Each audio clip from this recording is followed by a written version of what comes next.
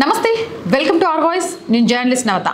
పాకిస్తాన్లో మళ్ళీ సైనిక తిరుగుబాటు జరగవచ్చునన్న ఊహాగానాలు జోరందుకున్నాయి అధ్యక్షుడు Asif Ali Zardari Pakistan chief of army staff COAS general Asim Munir మధ్య విభేదాలు నానాటికి తీవ్రతరం అవుతున్నట్లు ఊహాగానాలు సాగుతున్నాయి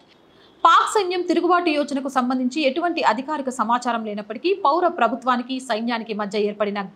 ఘర్షణ వైఖరి అనేక ఊహాగానాలకు తావిస్తుంది సైనిక నియామకాలు పాలనాపరమైన ఆదేశాలపై జర్దారీ మునీర్ మధ్య మొదటిసారి విభేదాలు వెలుగు చూశాయని ఫస్ట్ పోస్ట్ వెల్లడించింది 2024 మార్చిలో రెండోసారి అధ్యక్షుడిగా బాధ్యతలు చేపట్టిన జర్దారీ రాజ్యాంగ పరంగా తన ఆధిపత్యాన్ని ప్రదర్శించడం పట్ల సైన్యంలో అసంతృప్తి నెలకొన్నట్లు సమాచారం సీనియర్ అధికారుల నియామకాలు పోస్టింగులు విదేశాంగ విధానం వంటి అంశాలలో తాను రబ్బర్ స్టాంప్ అధ్యక్షుడిగా ఉండబోనని జర్దారీ తీసుకున్న వైఖరి సైన్యానికి మింగుడు పట్టం లేదు పాకిస్తాన్ పీపుల్స్ పార్టీ అధ్యక్షుడు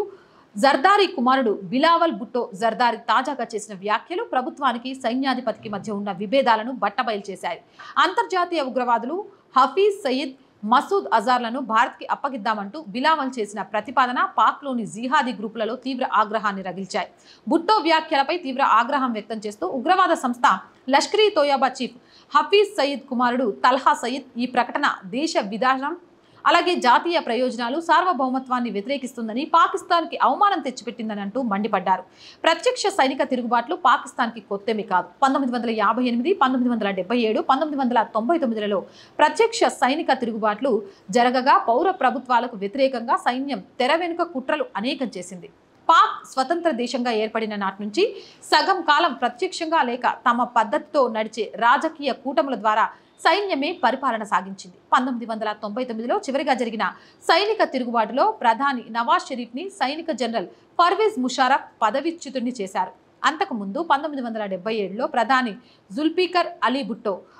ని గద్దె దించి జనరల్ జియా ఉల్ ఖాన్ సైనిక పాలన విధించారు అయితే జాతీయ భద్రత అవినీతి రాజకీయ కల్లోలం సాకులుగా చూపి అప్పట్లో ఈ సైనిక తిరుగుబాట్లను సమర్థించుకోగా ఇప్పుడు మళ్ళీ మీడియా సైన్యం తిరిగి ఒక్కటవుతున్న సూచనలు కనబడుతున్నాయి general chief of army staff గా 2022లో నియమితులైన జనరల్ అసీం మునీర్ పాక్ సైనిక గూఢాచార్యం పాక్ అత్యున్నత నిఘా సంస్థ ఐఎస్ఐలో అధికారిగా పనిచేసిన విశేష అనుభవం ఉంది జనరల్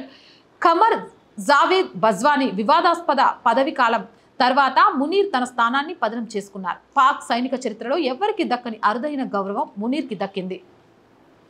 ఫీల్డ్ మార్షల్ గా పదోన్నతి పొందిన మునీర్ సాయుధ దళాలలో తిరుగులేని శక్తిగా ఎదిగారు అమెరికా అధ్యక్షుడి ఆతిథ్యాన్ని అందుకున్నారు అధ్యక్షుడిగా జర్దారీని తప్పించి ఆ స్థానంలో తనకు అనుకూలంగా వ్యవహరించే వ్యక్తిని నియమించుకోవడానికి ప్రస్తుత కూటమి ప్రభుత్వంపై మునీర్ ఒత్తిడి తీసుకువచ్చే అవకాశాలు కూడా లేకపోలేని వార్తలు వస్తున్నాయి ఏదేమైనా